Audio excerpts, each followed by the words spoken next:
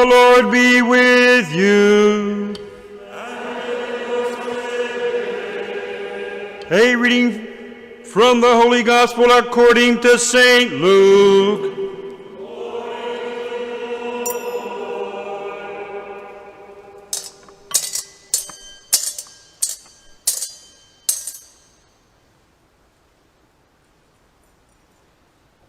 Jesus took Peter, John, and James and went up the mountain to pray. While he was praying, his face changed in appearance, and his clothing became dazzling white. And behold, two men were conversing with him, Moses and Elijah, who appeared in glory and spoke of his exodus that he was going to accomplish in Jerusalem. Peter and his companions had been overcome by sleep, but becoming fully awake, they saw his glory and the two men standing with him.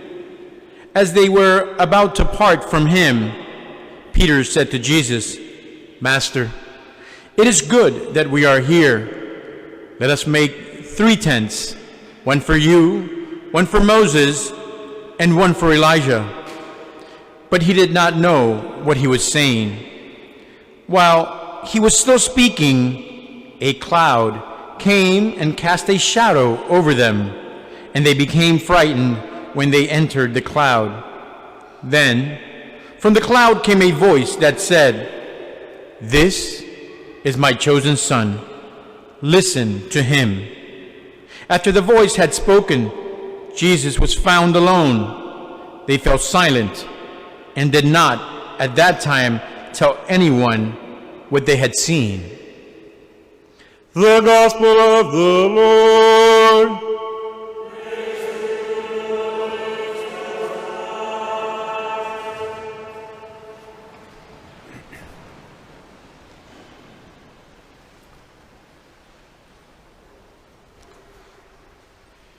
Each year during the holy season of Lent, on the first Sunday, we enter with Jesus into the desert.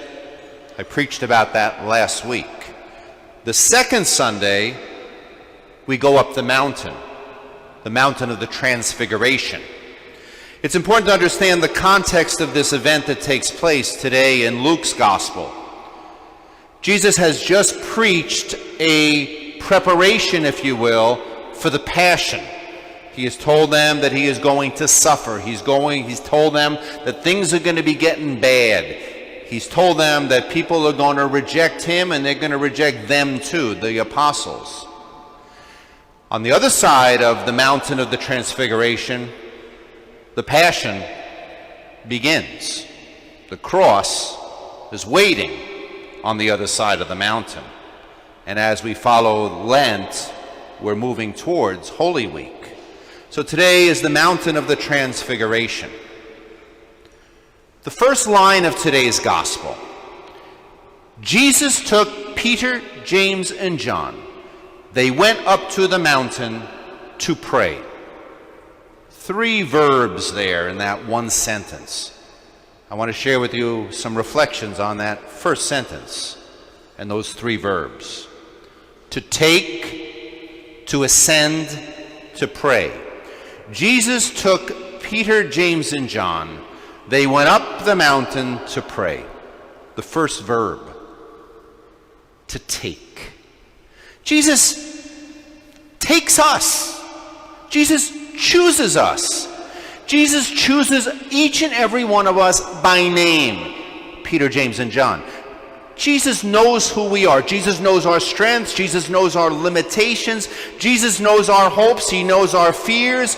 He knows us more deeply and completely and totally than we know ourselves. He knows our desires even more deeply and completely than we know ourselves, because he made us. Jesus chooses us out of love. He calls us out of love.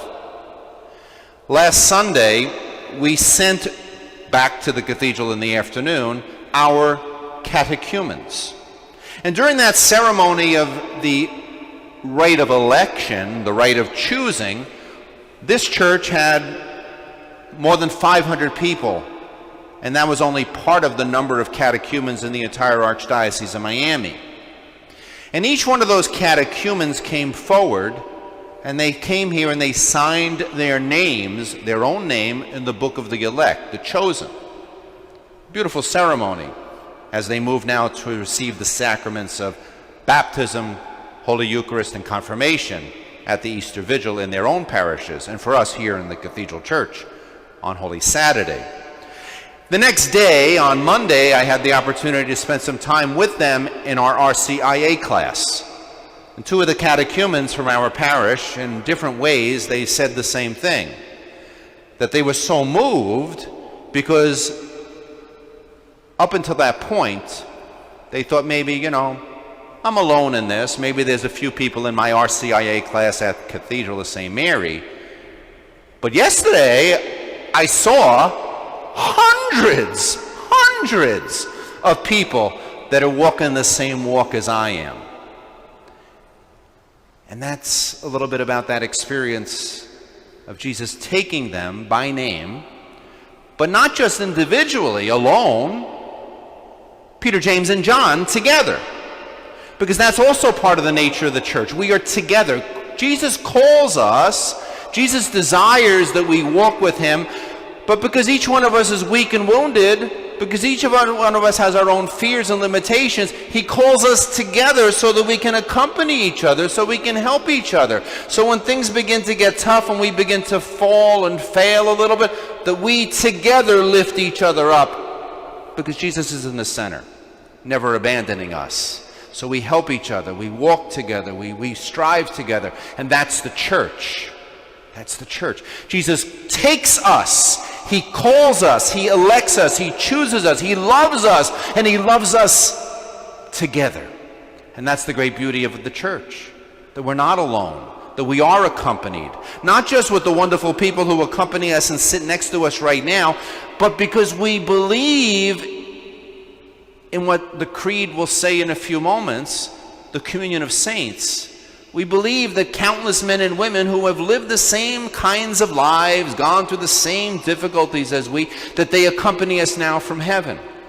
And we also believe that the saints, the angels, the visible and invisible, the angels also are constantly there to assist us and to walk with us on the way when we begin to fail and falter, that they pick us up too. So Jesus takes Peter, James, and John, individually by name and together, and us too. The second verb, to ascend. They went up the mountain to pray. To ascend, to go up.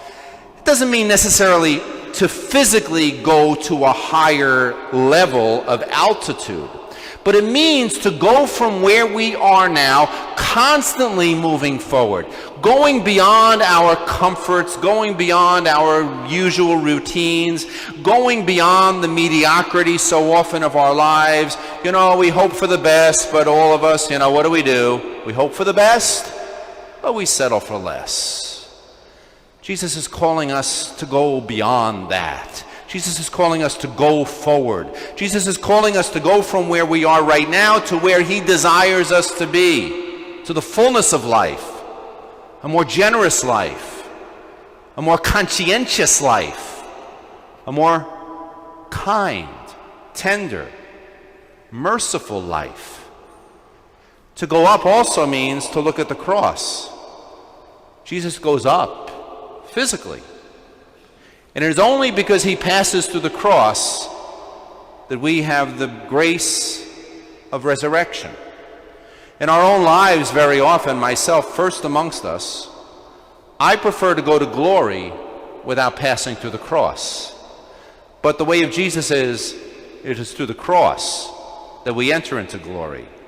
And very often, if we think about it, if we're always striving for glory, for fame, for fortune, for affection, for praise and glory and honor, as we spoke of last Sunday, that highest of temptations, very often, if we think we can go there without struggle, without difficulty, either we fall down on our faces and we realize how silly that endeavor was, or we crush a lot of people on the way. If we're going for glory without the cross, believe me, the cross is going to come in somebody's life. Somebody's going to suffer if we think we can do it without struggling ourselves. So part of being a Christian is to recognize that the cross comes and to embrace that cross. Because when we embrace the cross, as difficult as it is, as painful as it is, as struggling as it is, it stretches us. It stretches us. The cross stretches us. And when we're stretched, we can receive more. We can receive more. It's like exercise. You got to do exercise over and over again so the muscles and the blood and everything else flows more freely. But it takes struggle. It takes struggle. So one of the realities of Lent is that God calls us constantly to go from where we are now, and it's not easy to go from where we are now. It's not easy to be more generous. It's not easy to be more patient, especially if you live with the people I live. It's not easy to be kind and merciful and tender. But it's precisely through that struggle, through that endeavor, through that lifting up, that we are stretched in a good way.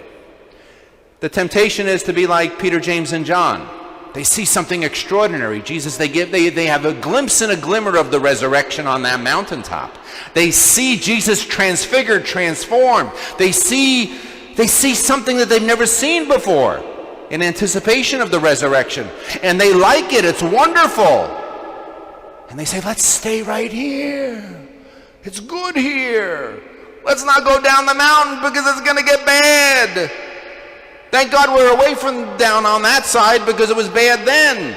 And if we go down that side, it's going to get bad again. So let's stay right here where the water is nice and warm and the air conditioner is just perfect and the bed is so comfortable. Jesus says we go down the mountain, the struggle. I'm showing you this so that you will be strong to know what's waiting on the other side.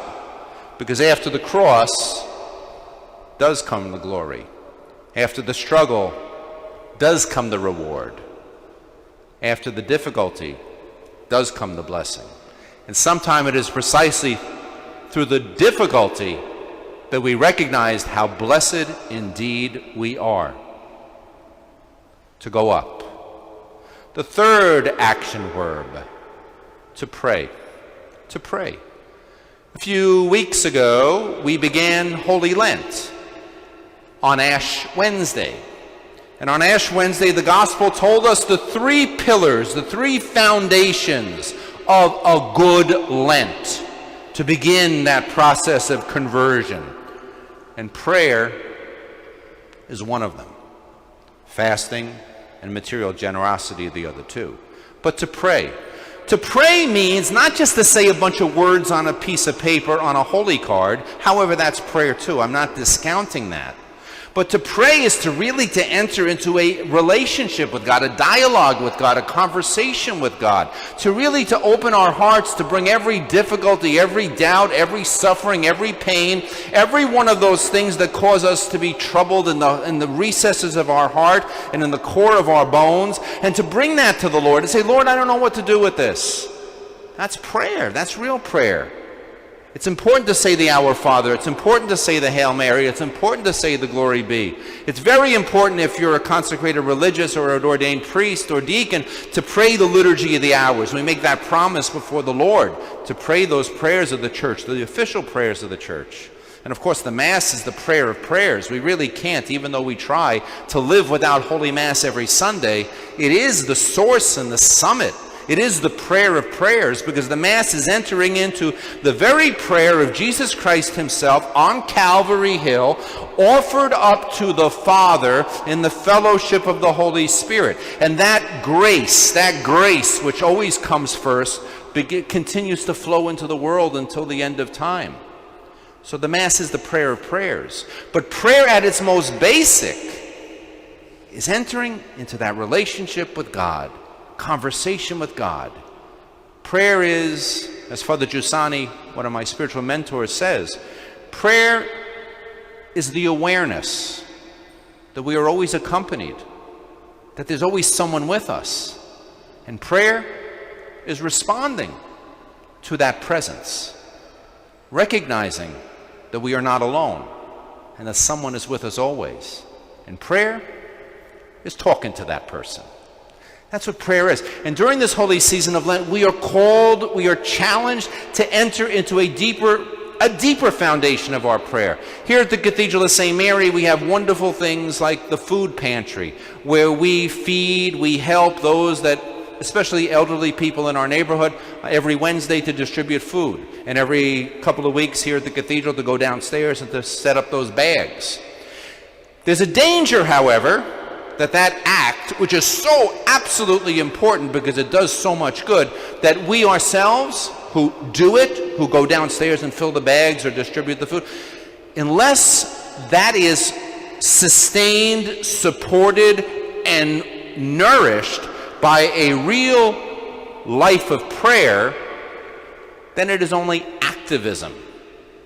But when it is sustained and nourished, the good that we do, ABCD, putting money in the collection on Sunday, feeding the poor, going to a homeless shelter, when we do that because we are founded in a relationship with God, then that's true charity, Christian charity. And it goes beyond, really and truly beyond just putting a can of beans in somebody's belly, to sustaining them and sustaining us onto everlasting life. Because ultimately, Lent is not just about 40 days, but Lent is about eternity, infinite life, infinite blessing, infinite relationship. But on this Sunday, the second Sunday, let us never forget that we are chosen. He takes us. He asks us to go with him. We ascend. And we are called to pray. And when we live this reality, Jesus took Peter, James, and John. They went up the mountain to pray. Then when we deal with and face the struggles and the difficulties of our daily life, we recognize that there is more. When we experience the blessings of our daily life, we also begin to realize that if you think that's good, Jesus is saying, wait until you see what I have in store for you when you pass through the cross to the glory of eternal life.